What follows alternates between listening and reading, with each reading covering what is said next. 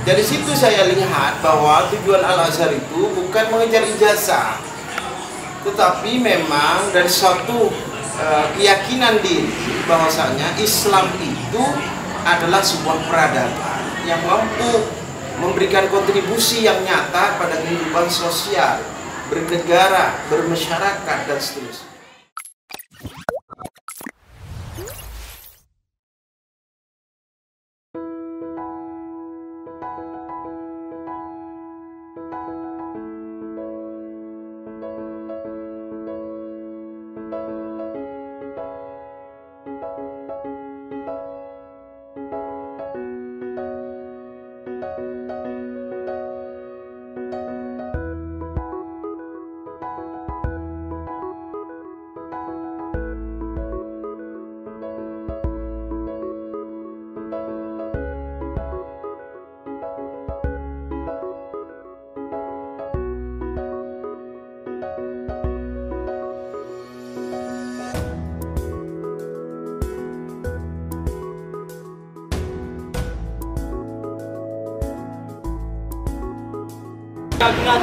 Salam Pramuka.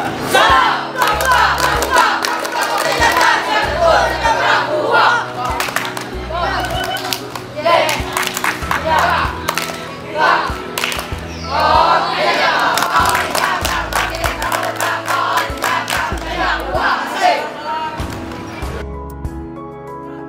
Pas duduk nih, cuma nih pas duduk. Salam Pramuka. Salam Pramuka. Pramuka merdeka, siap berburu, siap berahu. Top, dek, jak, tak. Om Jaya merdeka, kami Pramuka merdeka, jaya, wah, asik.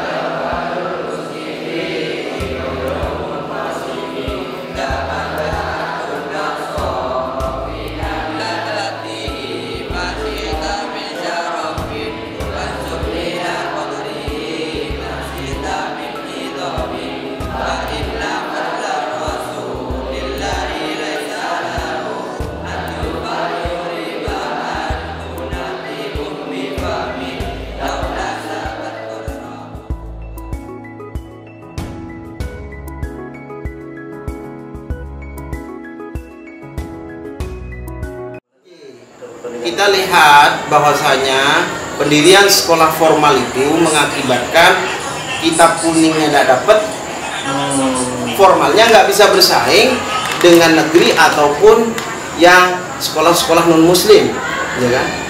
Nah, maka dari itu saya berpikir ulang, oh ternyata memang ada sesuatu yang harus dibenahi, ada sesuatu yang mungkin kita perlu menyempurnakan.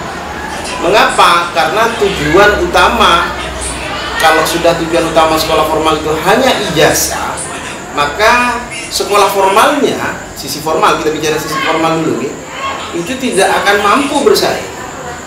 Tetapi ketika kita lihat misalnya seperti Al-Azhar yang sudah tahun 1900-an awal, itu tertua, itu sudah mendirikan fakultas umum, kedokteran, teknik, dan sebagainya, itu sudah 900 awal. Di sini masih resistensi menolak ya kan? Di sana sudah ada universitas kedokteran dan seterusnya, Al-Azhar.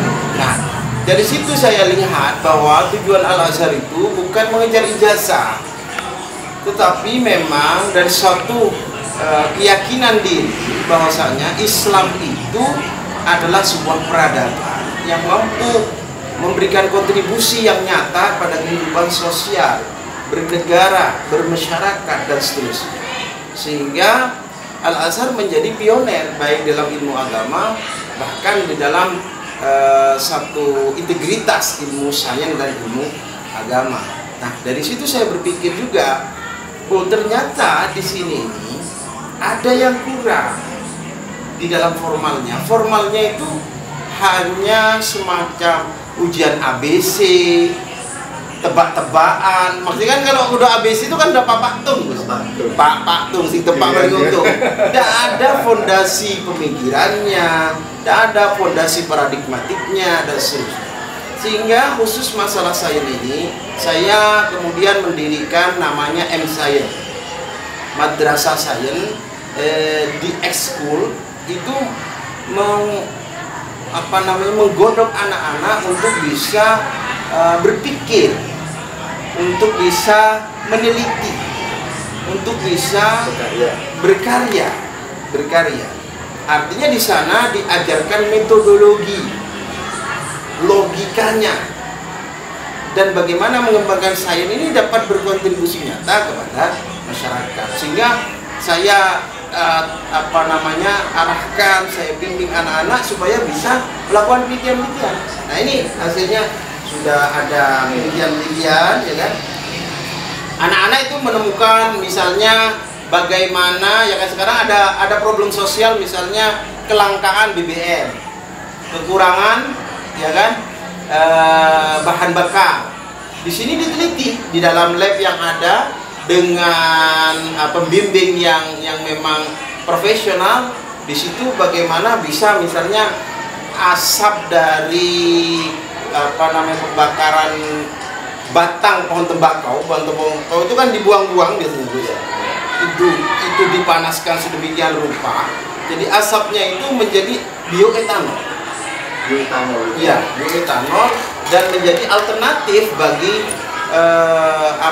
energi terbarukan, bukan energi fosil, tapi energi yang bisa kita kembangkan.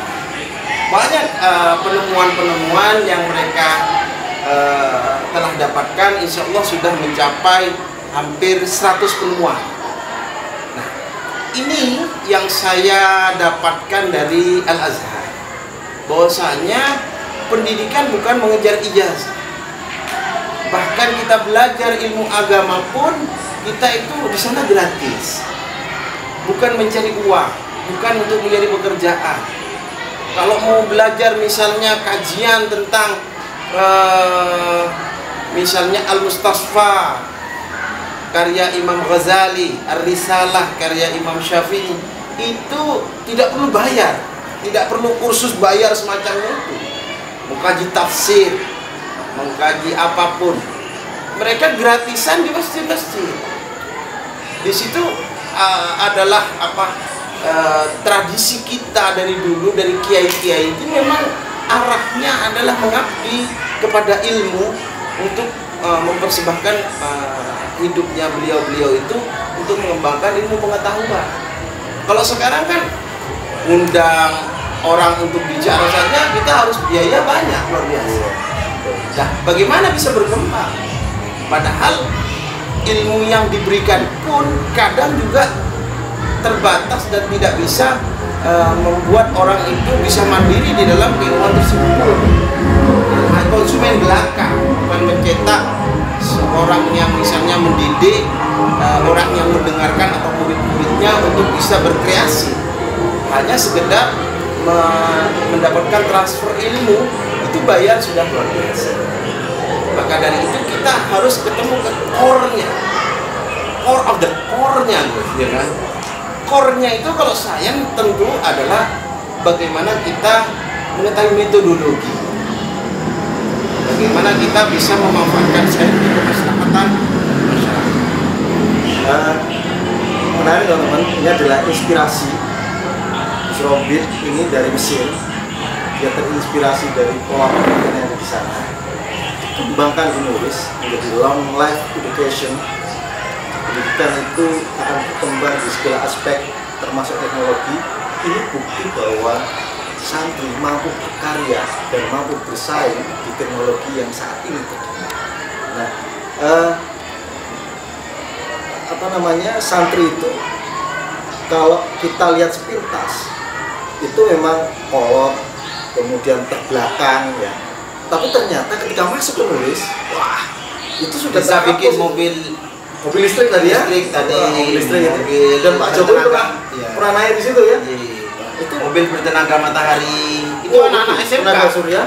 Jadi cukup luar biasa teman-teman bahwa lembaga Pondok Pesantren Lurus ini hari ini sudah melalui lompatan yang luar biasa bisa menciptakan anak-anak bangsa yang memang sangat kreatif, inovatif dan mampu bersaing dengan siapapun itu. Jadi nggak bisa bersaing dengan jenggotnya sampean itu guys. Ini kan guys. Properti guys. Bagian dari properti. Jadi bukan Wahabi. Janggut properti. Nah teman-teman, itu asik sekali kita ngobrol-ngobrol sama beliaunya. Tadi kita sudah diajak jalan-jalan. Saya berterima kasih sekali guys. Bertamu di sini sudah dijamu, ngerepotin semuanya. Sampai tadi itu kita berbincang-bincang dengan Kiai. Saya jujur guys, karena jiwa santri ada itu, jadi kalau ngobrol sama Kiai itu agak grogi gitu guys. Tapi kok masih enak ngomong. Oke teman-teman. Memberanikan diri guys. Oke itu ya teman-teman, konten hari ini sangat bisa kita ambil hikmahnya bahwa perjuangan di pesantren itu bukan hanya sisi agama, tetapi dalam long life education juga perlu kita ambil, karena santri itu tidak keluar itu tidak hanya jadi kiai, tapi dia mampu bersosialisasi masyarakat dan mampu berkarya dengan aspek apapun. Jadi itu pesan kita hari ini, dan Pondok Pesantren Lurus membuktikan bahwa santri tidak akan terbelakang, bahwa santri itu tetap menjaga tradisi pesantrennya, sunnah wal jamaahnya, tapi tidak meninggalkan pemikiran-pemikiran yang progresif. Itu teman-teman, ikuti terus video kami. Jangan lupa subscribe dan like, share. Dari saya terima kasih. Wassalamualaikum warahmatullahi wabarakatuh. Yes.